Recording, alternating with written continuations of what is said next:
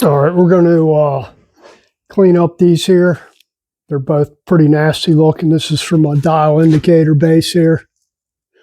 They were both pretty ugly. I already started cleaning this one, but it's kind of the same thing as the truing stand there. We're going to clean all the surface rust off of it and treat it and go to town here because I kind of need my dial indicator for this thing. So same thing, just wire wheel, brass wire wheel, and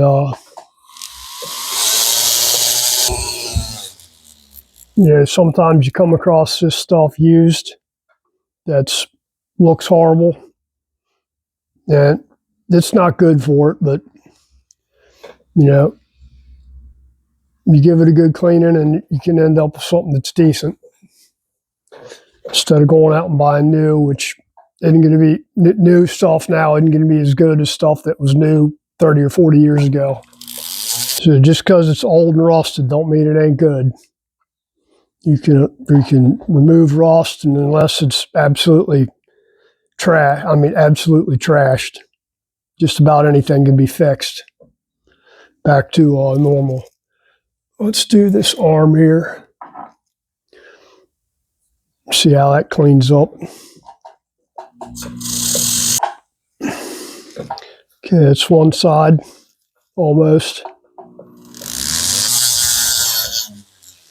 Okay, let's do this side here and see how it turns out. Okay, let's try that and see how it does here. I think that's probably good enough. Let me run some Scotch-Brite over it.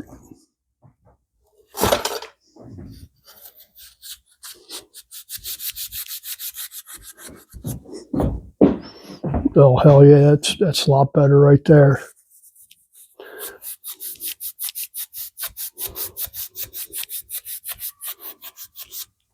Ain't perfect, but it'll work. I'll at least be able to move the dial around now. I was just trying to check true on something and couldn't move the dial to slide it up and down.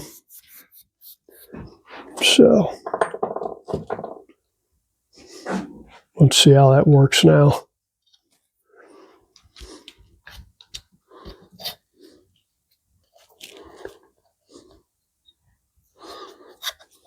Oh yeah.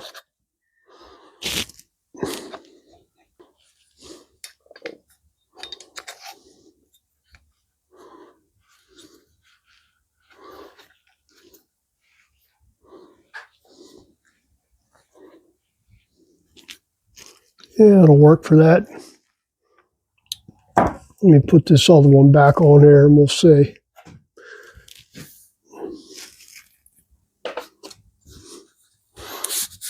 And then we'll lube this thing up, and I'm not going to worry about the base of it tonight. That's just looks. We'll get to that when we get to it, if we need to.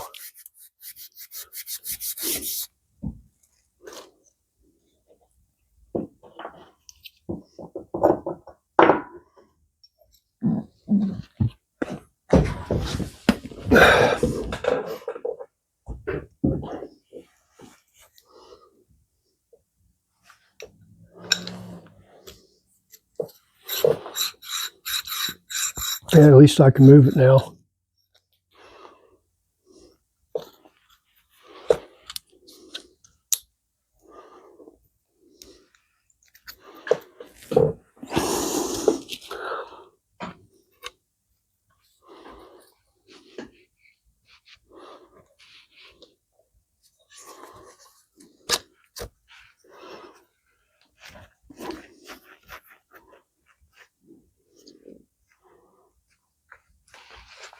Oh yeah.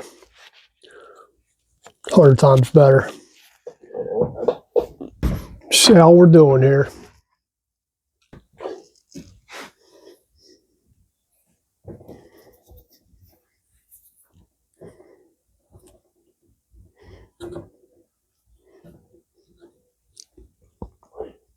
Now what you'll find on these surfaces like this that aren't really treated, that you need to keep them lubed pretty good, because just the acid from your hands will actually etch the metal.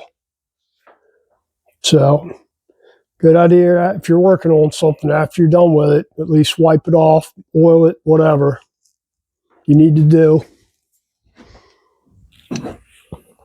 Got my little indicator over here. That's a 1/10,000th indicator.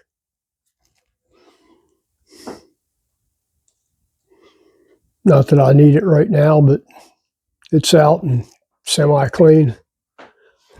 So let's throw this thing up here.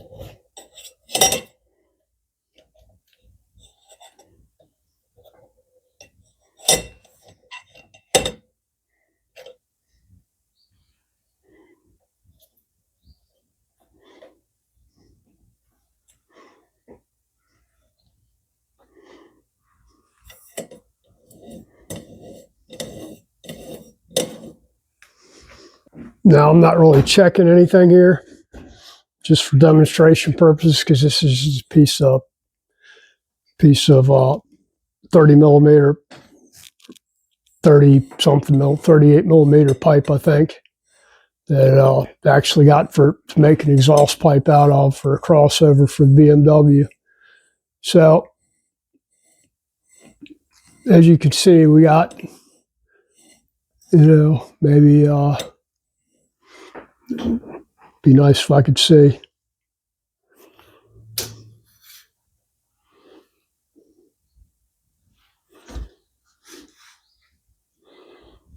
Well, regardless of that, we don't have much bend in this pipe here.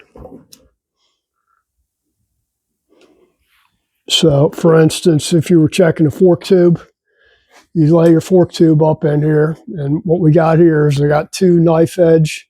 These are on bearings, and they're knife edge, so they're pretty sensitive there.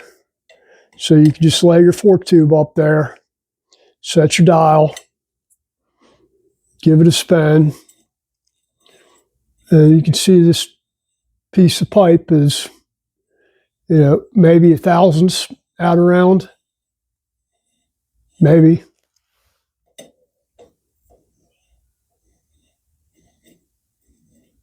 It's not moving very much, so, if you're sticking an axle up here, it's going to be the same thing. You're just going to spin the axle around, or a fork tube, or whatever you're checking for straightness, a main shaft out of a transmission, drive shaft, whatever you're checking. You're just going to set your dial up there, spin it around, and it should be whatever the spec is. I think for fork tube, should be fairly straight, 1 or 2/1000ths out around maybe, or bend to it. Now, when you're checking that, you're going to check it out here in the middle and out here. if you're doing a fork tube or something like that, you're not just going to lay it on there. I'm just doing this for demonstration purposes. So ultimately, you'd have at least 2 dial indicators because you're going to want to check it in more than one spot. Because what you can have is you could check it here, and that's fine. And then you check it out here, and it might be 3, 4, 5 thousandths, whatever. And you check it over here, it might be 3, 4, 5 thousandths as well. So not really a big deal. Let me go ahead and spray this down since we've been laying our fingers on it after we cleaned it. I'm just going to pull that off there. And we're going to wipe down all the metal surfaces here with our chain lube / cable lube, a little bit thicker stuff so it doesn't run off like penetrating oil. It's got a nice little stickiness to it.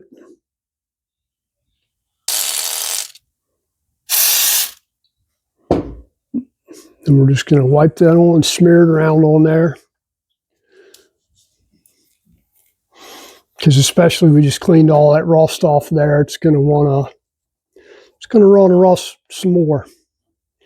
So let's move it around a little bit to make sure we got it lubed up everywhere. That ought to be good there. I think that's it for today. I don't know that I'll be doing anything else. Well, I won't be doing anything else today, but maybe tomorrow. Yeah, I probably will tomorrow. And I need to get started on them damn BMW heads, so I'll probably do those. All right, we got it all lubed up here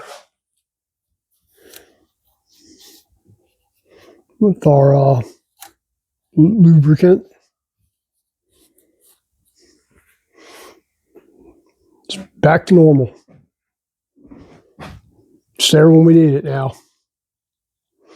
All right, you guys take care. Have a great week.